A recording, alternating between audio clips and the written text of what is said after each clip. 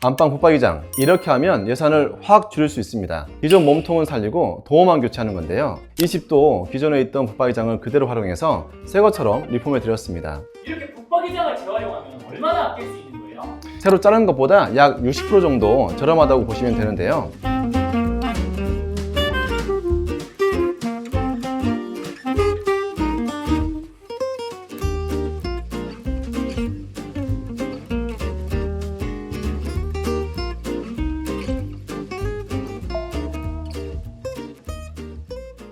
안녕하세요. 디자인 소금의 양성월 실장입니다. 인테리어, 결국 예산 싸움이라고 하죠. 그런데 같은 예산이라도 어디에 어떻게 쓰느냐에 따라 결과는 정말 크게 달라집니다. 오늘은 서울 양재동에 있는 27평 현장을 소개해 드릴 건데요. 크게 구조를 바꾸지 않아도 디테일 하나하나를 어떻게 담느냐에 따라 공간이 얼마나 달라질 수 있는지 제가 보여드리겠습니다. 이 집 뭔가 고급스럽다, 이 말이 절로 나올 수밖에 없는 이유, 현관부터 함께 보시죠.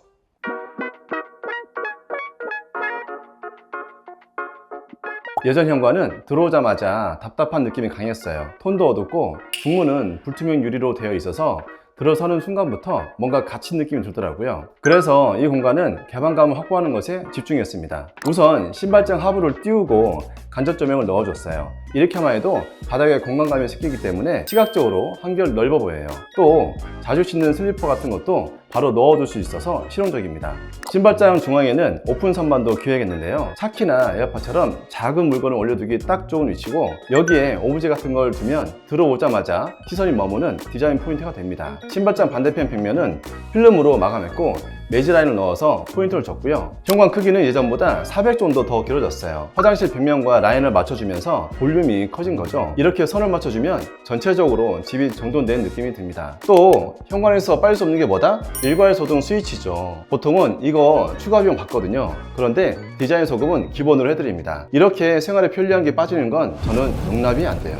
중문도 기존에는 불투명 유리였는데 이번엔 패브릭 유리로 교체할 예정입니다. 패브릭 유리의 장점은 공간을 분리하면서도 시선은 이어진다는 겁니다. 실내에서 현관이 전부 보이진 않으니까 바닥에 나와 있는 신발 때문에 지저분해 보이지도 않고요. 빛을 자연스럽게 통과하기 때문에 답답하지 않고 세련된 느낌이 들어요. 그리고 패브릭 유리가 안전성 면에서도 장점이 있어요. 5mm 두께의 유리 2장 사이에 패브릭이 들어가 있는 구조라 총 두께 12mm가 되거든요. 보통 중문 유리보다 2배 이상 두껍기 때문에 깨질 위험도 낮고 특히 어린아이가 있는 집에서 안심하고 사용할 수 있어요. 물론 일반 유리보다 가격은 좀 더 나가지만 그만큼 예쁘고 안전한 자재라 저는 적극 추천드립니다. 유리가 2장이면 그럼 무게가 상당할 텐데 이거 중문 잘 안 고장나요?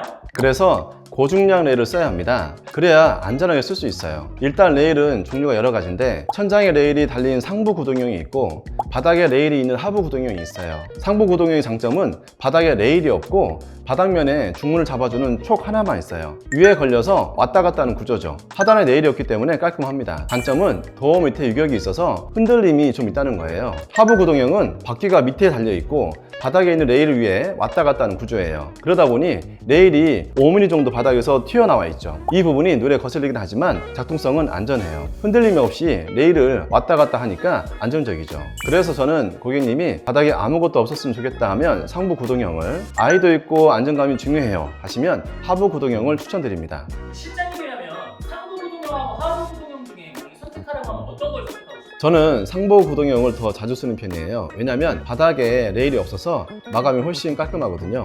하부 구동은 시공할 때 바닥 마감대에 따라 설치가 좀 번거롭거나 하자 위험도 있어서 설치 편의성까지 고려하면 상부가 더 낫다고 생각해요. 하지만 이 집처럼 중문이 무겁고 안정성을 원하는 경우 무조건 하부 구동이 더 합리적입니다.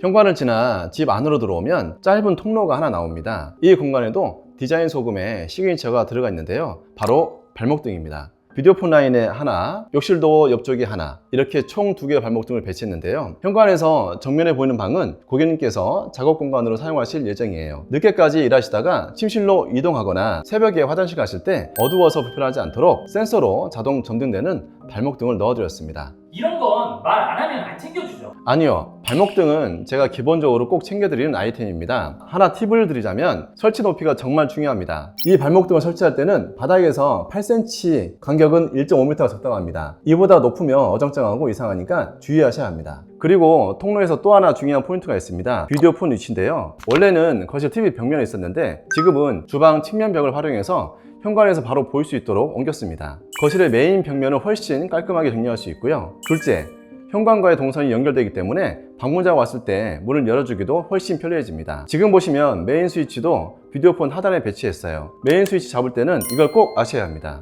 이 통로가 집 전체의 중심부에 있어요. 오른쪽은 거실과 침실이 있는 공용 공간, 왼쪽은 작업실과 드레스룸이 있는 개인 공간인데요. 이 중심에 메인 스위치를 두면 양쪽을 오가며 아주 편리하게 조작할 수 있습니다. 자주 이동하는 동선 중심에 메인 스위치를 배치해야 된다는 것 잊지 마세요.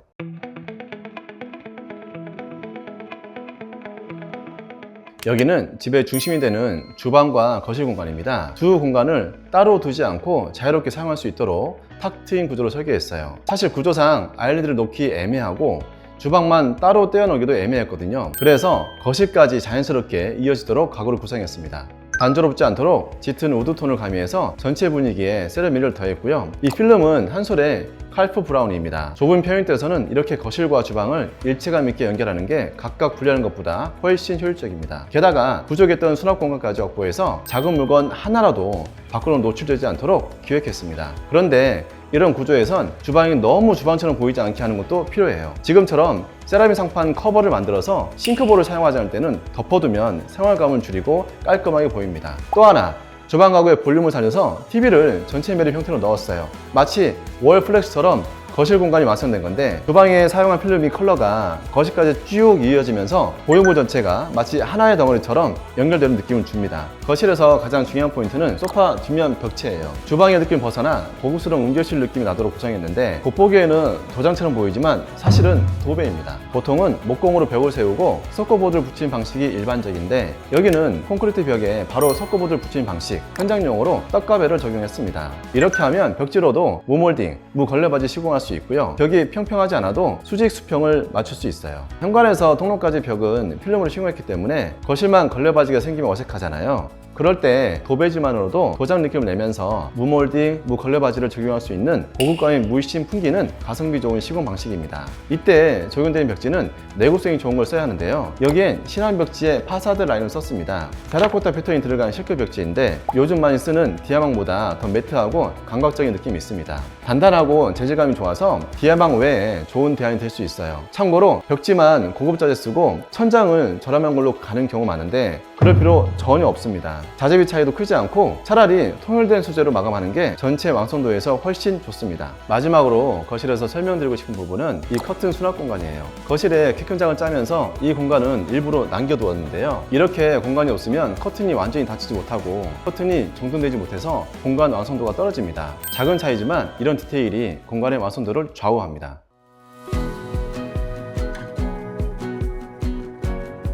안방을 보기 전에 먼저 이 전실 공간부터 설명드릴게요. 이 집은 원래 화장실 2개였는데 그중 하나를 없애고 그 자리에 팬트리 공간을 새롭게 구성했습니다. 다만 기존 욕실 그대로의 깊이를 만들면 팬트리 공간이 너무 커서 고객님 상황에 맞게 공간을 살짝 줄이고 앞쪽 복도 벽면에 키큰장을 추가로 넣어드렸습니다. 생필품, 수건, 취미용품 등 일상에 필요한 물건들을 넉넉하게 구획별로 정리할 수 있는 수납 공간인 거죠. 좁은 평형대에서는 이런 틈새 수납 동선의 활용이 정말 중요합니다. 안방 붙박이장, 이렇게 하면 예산을 확 줄일 수 있습니다. 기존 몸통은 살리고 도어만 교체하는 건데요. 이 집도 기존에 있던 붙박이장을 그대로 활용해서 새 것처럼 리폼해 드렸습니다. 붙박이장은 기본적으로 몸통, 도어, 하드웨어 이 세 가지로 구성되어 있습니다. 이 중에서 가장 문제가 잘 생긴 부분은 하드웨어, 즉 경첩입니다. 그리고 문짝이 휘거나 외관이 낡아 보이는 경우도 많은데요. 이런 건 도어마운 교체해도 말끔하게 해결됩니다. 보통 붙박이장 주변에는 필라, 서라운딩이라고 불리는 마감재가 덧대어 있는데요.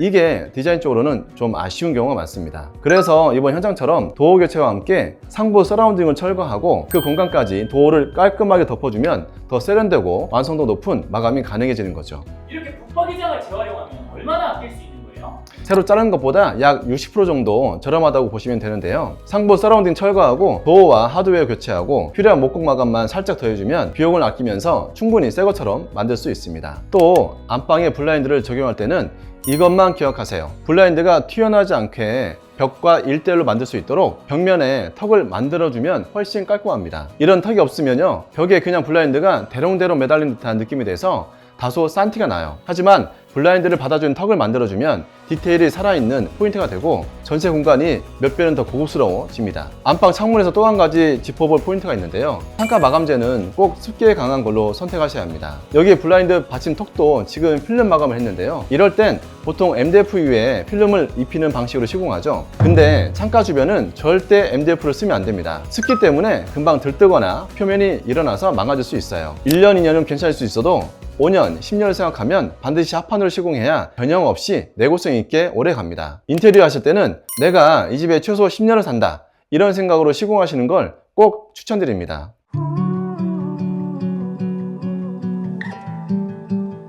여기는 고객님이 작업 공간으로 사용하실 예정인데요. 발코니를 확장하지 않고 그대로 사용한 분들은 이 팁을 아시면 좋을 것 같아요. 기존에는 발코니와 방 사이에 슬라이딩 샤시가 있었어요. 그런데 이런 구조는 벽면을 잡아먹기 때문에 앞에다 뭘 둘 수가 없어요. 공간을 낭비하게 되는 거죠. 그래서 통행이 가능한 부분만 딱 남기고 나머지는 벽면으로 만들었습니다. 그 덕분에 도어를 중심으로 좌우 벽면을 모두 자유롭게 활용할 수 있게 됐죠. 발코니 안을 보면 오른쪽엔 보일러, 왼쪽엔 워시타워가 있어요. 예전에는 세탁기가 보일러를 막고 있었어요. 보일러는 가끔 수리나 점검이 필요하잖아요. 앞에 세탁기가 막고 있으면 엄청 불편하겠죠. 그래서 도어를 중간으로 위치를 잡아주면서 세탁기와 보일러를 양쪽으로 배치한 겁니다. 또 일반 슬라이딩 샤시는 밀폐력이 떨어지기 때문에 도어는 기밀성이 좋은 터닝도어로 교체해드렸어요. 여기가 발코니다 보니 외기가 맞닿는 공간이라서 방이 추울 수 있거든요. 그리고 제가 지난번 영상에서도 한번 말씀드렸는데 터닝도어를 배치할 때는 이 디테일을 꼭 챙기시면 좋습니다. 터닝도어 자체를 뒤로 약간 빼고 프레임을 필름으로 씌우는 거예요. 소박한 터닝도어를 12mm 문선 마감하는 거죠. 이런 간단한 디테일로 이 면을 정리하면 훨씬 깔끔한 공간이 됩니다. 밖에 발코니가 있는 경우 발코니에도 단열을 해줘야 되나요? 네, 맞습니다. 단열을 꼼꼼하게 해주는 게 좋아요. 기존에 여기 발코니에 단열이 매우 부족했는데요. 특히 이 발코니가 바깥으로 튀어나온 곳이에요. 그래서 천장까지 완벽하게 단열했습니다. 샤시는 여기가 단창이어서 외측 벽면 샤시는 기존 창을 유지했고요. 다만 이렇게 알루미늄 샤시를 그대로 쓸 때는 단열 성능을 위해 안쪽에 모여를 보강해주면 좋습니다. 발코니에서 마지막으로 하나 더 짚어드리면 우수관이 있죠. 이 우수관은 그냥 두면 벌레나 악취가 올라올 수 있어요. 그럴 때 시중에 판매되고 있는 우수관 커버 제품이 있거든요. 그걸로 끼워주면 악취와 벌레를 차단할 수 있습니다. 이것도 디자인 소금은 고객님이 따로 요청하지 않으셔도 그냥 해드립니다.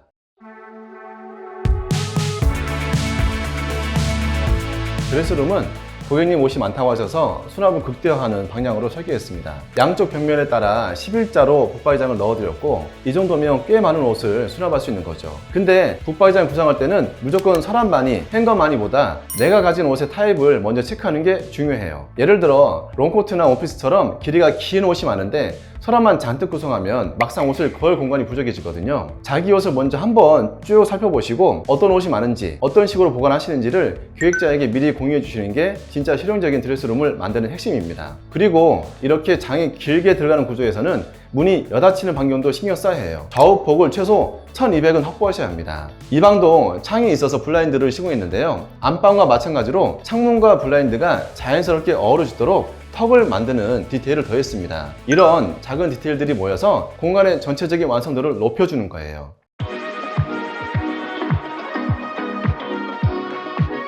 욕실 인테리어 제가 한 큐에 정리해 드리겠습니다. 피디님, 욕실 쓰면서 제일 불편한 게 뭘까요? 곰팡이?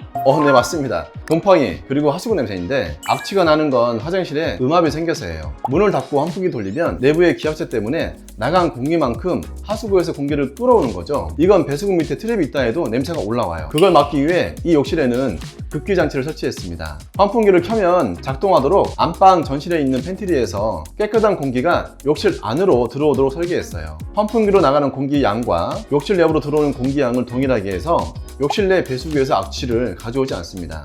욕실 곰팡이 관리에 중요한 게 한 가지 더 있어요.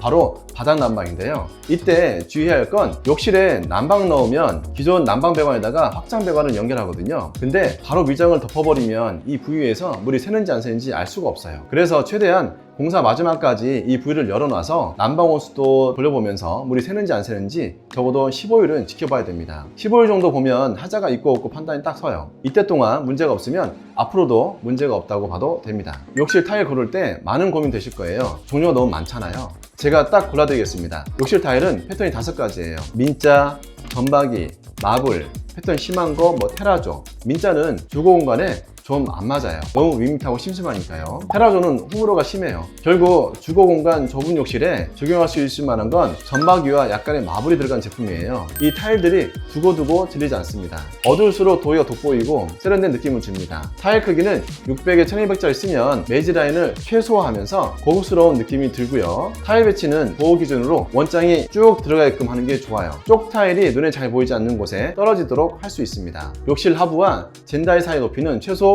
250 정도는 확보하세요. 치약이나 세안제 이런 게 25cm가 넘지 않아요. 이것보다 작아지면 욕실장 자체가 줄어드니까 수납이 부족해져요. 제한된 공간 안에서 적절히 배분해서 쓰는 게 필요합니다. 옷걸이나 수건걸이도 높이가 바닥에서 1500 정도가 딱 쓰기 좋습니다. 휴지거리도 중요한데 앉아서 몸을 틀지 않고 바로 옆에서 손을 뻗어 휴지를 쓸 수 있게 해야 돼요. 뒷벽에서부터 850, 바닥에서 850이 되는 위치가 딱입니다. 또 비데 쓰는 경우 콘센트를 비데용으로 따로 두는데 이 콘센트는 양변기 안장보다 낮은 위치에 잡아두는 게 좋아요. 바닥에서 300 이하 높이에 잡아서 방음 콘센트로 설계하면 청소하면서 물이 좀 튀어도 안전합니다. 또 욕실장 내부의 콘센트 위치도 중요한데 세면대 방향 쪽 구석에 넣어야 편합니다. 드라이기 바로 꽂고 쓰고 정리하기 좋아요. 좁은 평수에서는 욕실 스위치를 욕실 안에 넣어서 외부에서는 벽면을 깔끔하게 정리하는 것도 좋은 방법이에요. 밖에서 볼 때 깔끔함을 유지하고 싶다 하면 스위치는 내부로 숨기세요. 고용부로 꼭 나올 필요가 없습니다.